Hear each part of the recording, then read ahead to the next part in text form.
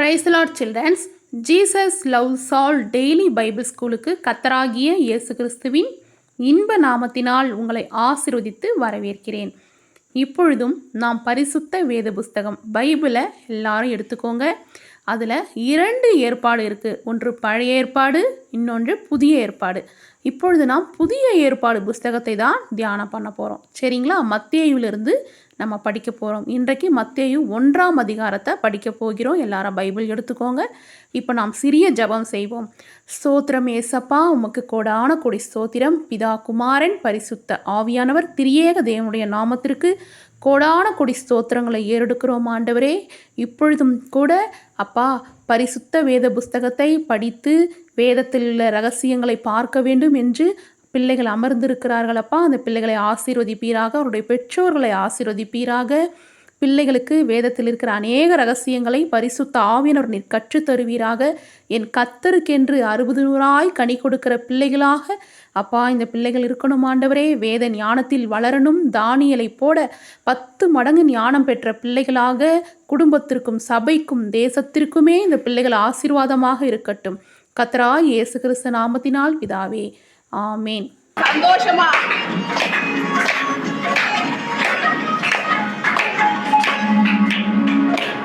உன்னை ஆசீர்வதிக்கவே ஆசீர்வதித்திடுவேன். ஆமென். உன்னை பெருக பண்ணவே பெருக பண்ணிடுவேன்.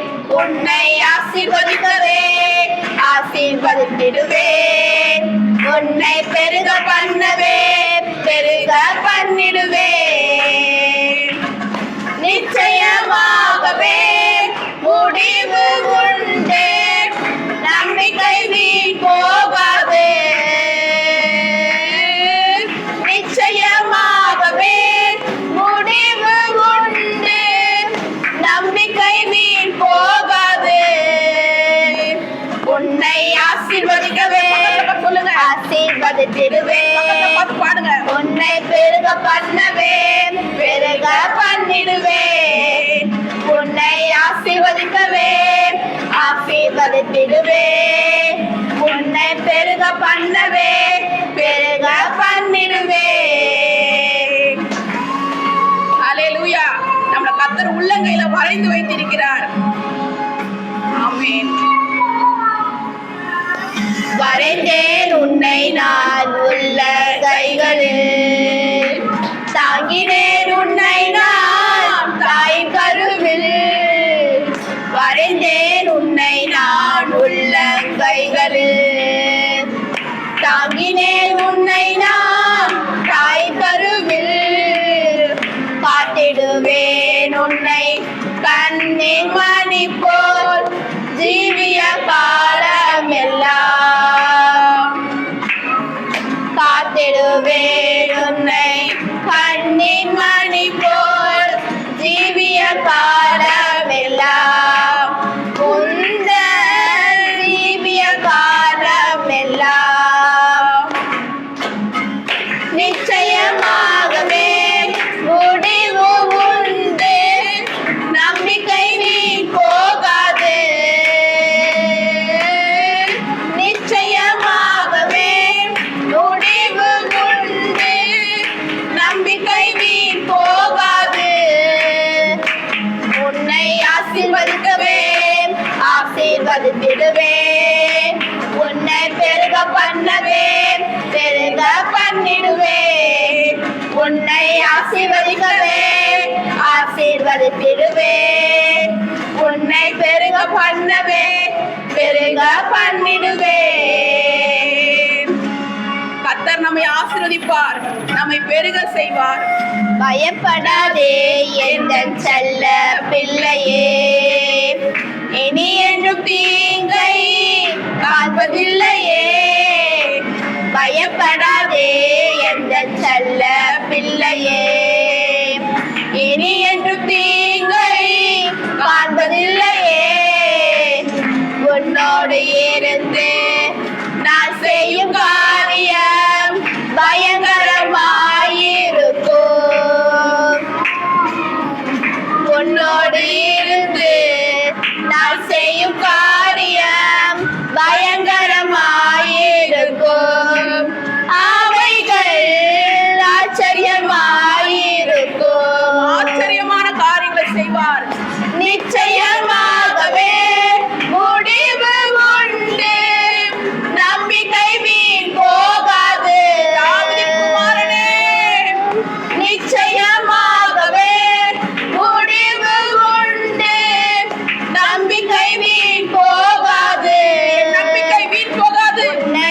ஆசீர்வதிக்கவே ஆசீர்வதித்திடுவேன்.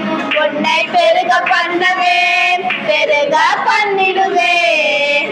உன்னை ஆசீர்வதிக்கவே ஆசீர்வதித்திடுவேன். உன்னை பெருக பண்ணவே பெருக பண்ணிடுவேன். ஹல்லேலூயா. அதிகாரம். அப்பொழுது அவர் படவில் ஏறி அக்கரைப்பட்டு தம்முடைய பட்டணத்துக்கு வந்தார். அங்கே படுக்கையில் கிடந்த ஒரு திமிர்வாதக்காரனை அவரிடத்தில் கொண்டு வந்தார்கள். இயேசு அவர்களுடைய விசுவாசத்தை கண்டு திமிர்வாதக்காரனை நோக்கி, மகனே, திடன்கொள், உன் பாவங்கள் உனக்கு மன்னிக்கப்பட்டது என்றார். 3ஆம் வசனம். அப்பொழுது வேதபாரகரில் சிலர், இவன் தேவதூஷணம் சொல்லுகிறான் என்று தங்கள் உள்ளத்தில் சொல்லிக் கொண்டார்கள். 4ஆம் வசனம். இயேசு அவர்கள் நினைவுகளை அறிந்து, நீங்கள் உங்கள் இருதயங்களில் பொல்லாதவைகளை சிந்திக்கிறது என்ன? 5ஆம் வசனம். உன் பாவங்கள் மன்னிக்கப்பட்டது என்று சொல்வதோ எழுந்து நடவென்று சொல்வதோ எது எளிது? 6ஆம் வசனம்.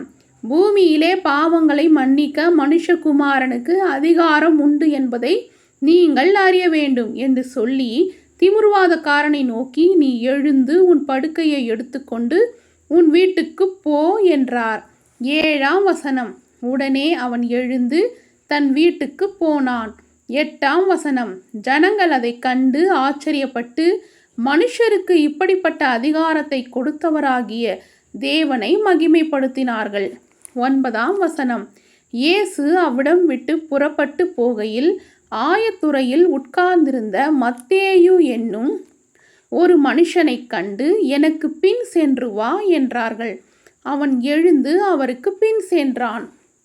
10ஆம் வசனம். பின்பு அவர் வீட்டிலே போஜன பந்தி இருக்கையில் அநேக ஆயக்காரரும் பாவிகளும் வந்து இயேசுவோடும் அவர் சீஷரோடும் கூட பந்தி இருந்தார்கள். 11ஆம் வசனம். பரிசேயர் அதை கண்டு அவருடைய சீஷர்களை நோக்கி, உங்கள் போதகர் ஆயக்காரரோடும் பாவிகளோடும் போஜனம் பண்ணுகிறது என்ன என்று கேட்டார்கள். 12ஆம் வசனம். இயேசு அதை கேட்டு, பிணியாளிகளுக்கு வைத்தியன் வேண்டியதே அல்லாமல் சுகமுள்ளவர்களுக்கு வேண்டியது இல்லை. 13ஆம் வசனம். பலியை அல்ல, இரக்கத்தையே விரும்புகிறேன் என்பதின் கருத்து என்னதென்று போய் கற்றுக்கொள்ளுங்கள். நீதிமான்களை அல்ல, பாவிகளையே மனம் திரும்புவதற்கு அழைக்க வந்தேன் என்றார். 14ஆம் வசனம். அப்பொழுது யோவானுடைய சீஷர் அவரிடத்தில் வந்து, நாங்களும் பரிசேயரும் அநேக தரம் உபவாசிக்கிறோமே, உம்முடைய சீஷர் உபவாசியாமல் இருக்கிறது என்னவென்று கேட்டார்கள். 15ஆம் வசனம். அதற்கு இயேசு, மணவாளன் தங்களோடு இருக்கையில் மணவாளனுடைய தோழர் துயரப்படுவார்களா? மணவாளன் அவர்களை விட்டு எடுபடும் நாட்கள் வரும், அப்பொழுது உபவாசிப்பார்கள். 16ஆம் வசனம். ஒருவனும் கோடி துண்டை பழைய வஸ்திரத்தோடு இணைக்க மாட்டான். இணைத்தால் அதனோடே இணைந்த துண்டு வஸ்திரத்தை அதிகமாய் கிழிக்கும், பீறலும் அதிகமாகும். 17ஆம் வசனம். புது திராட்சரசத்தை பழுந்துருத்திகளில் வார்த்து வைக்கிறதும் இல்லை, வார்த்து வைத்தால் துருத்திகள் கிழிந்து போகும், ரசமும் சிந்தி போகும், துருத்திகளும் கெட்டு போகும். புது ரசத்தை புது துருத்திகளில் வார்த்து வைப்பார்கள், அப்பொழுது இரண்டும் பத்திரப்பட்டிருக்கும் என்றார். 18ஆம் வசனம். அவர் இவைகளை அவர்களுக்கு சொல்லிக் கொண்டிருக்கையில் தலைவன் ஒருவன் வந்து அவரை பணிந்து, என் மகள் இப்பொழுதுதான் மரித்து போனாள், ஆகிலும் நீர் வந்து அவள் மேல் உமது கையை வையும், அப்பொழுது பிழைப்பாள் என்றான். 19ஆம் வசனம். இயேசு எழுந்து தம்முடைய சீஷரோடு கூட அவன் பின்னே போனார். 20ஆம் வசனம். அப்பொழுது 12 வருஷமாய் பெரும்பாடு உள்ள ஒரு ஸ்திரீ, 21ஆம் வசனம், நான் அவருடைய வஸ்திரத்தையாகிலும் தொட்டால் சொஸ்தமாவேன் என்று தன் உள்ளத்தில் எண்ணிக்கொண்டு அவர் பின்னாலே வந்து அவருடைய வஸ்திரத்தின் ஓரத்தை தொட்டாள். 22ஆம் வசனம். இயேசு திரும்பி அவளை பார்த்து, மகளே, திடன்கொள், உன் விசுவாசம் உன்னை ரட்சித்தது என்றார். அந்நேரம் முதல் அந்த ஸ்திரீ சொஸ்தமானாள். 23ஆம் வசனம், இயேசுவானவர் தலைவனுடைய வீட்டிலே வந்து தாரை ஊதுகிறவர்களையும் இறைக்கிற ஜனங்களையும் கண்டு 24ஆம் வசனம், விலகுங்கள், இந்த சிறு பெண் மரிக்கவில்லை, நித்திரையாயிருக்கிறாள் என்றார். அதற்காக அவரை பார்த்து நகைத்தார்கள். 25ஆம் வசனம், ஜனங்கள் வெளியே துரத்தப்பட்ட பின்பு அவர் உள்ளே பிரவேசித்து அந்த சிறு பெண்ணின் கையை பிடித்தார். உடனே அவள் எழுந்திருந்தாள். 26ஆம் வசனம், இந்த சங்கதி தேசமெங்கும் பிரசித்தமாயிற்று. 27ஆம் வசனம், இயேசு அவ்விடம் விட்டு போகையில் 2 குருடர் அவர் பின்னே சென்று, தாவீதின் குமாரனே, எங்களுக்கு இரங்கும் என்று கூப்பிட்டார்கள். 28ஆம் வசனம், அவர் வீட்டிற்கு வந்த பின்பு அந்த குருடர் அவரிடத்தில் வந்தார்கள். இயேசு அவர்களை நோக்கி, இதை செய்ய எனக்கு வல்லமை உண்டென்று விசுவாசிக்கிறீர்களா என்று கேட்டார். அதற்கு அவர்கள், ஆம், விசுவாசிக்கிறோம் ஆண்டவரே என்றார்கள். 29ஆம் வசனம், அப்பொழுது அவர்களுடைய கண்களை அவர் தொட்டு, உங்கள் விசுவாசத்தின்படி உங்களுக்கு ஆகக்கடவது என்றார். 30ஆம் வசனம், உடனே அவர்களுடைய கண்கள் திறக்கப்பட்டது. இதை ஒருவரும் அறியாதபடிக்கு எச்சரிக்கையாயிருங்கள் என்று இயேசு அவர்களுக்கு கண்டிப்பாய் கட்டளையிட்டார்.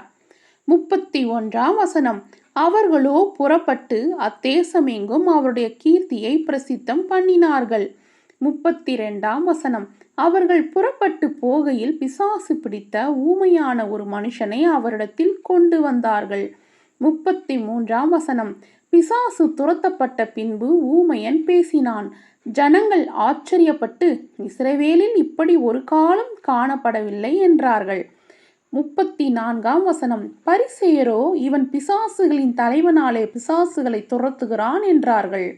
35ஆம் வசனம், பின்பு இயேசு சகல பட்டணங்களையும் கிராமங்களையும் சுற்றி நடந்து ஜப ஆலயங்களில் உபதேசித்து ராஜ்யத்தின் சுவிசேஷத்தை பிரசங்கித்து ஜனங்களுக்கு உண்டாயிருந்த சகல வியாதிகளையும் சகல நோய்களையும் நீக்கி அவர்களை சொஸ்தமாக்கினார்.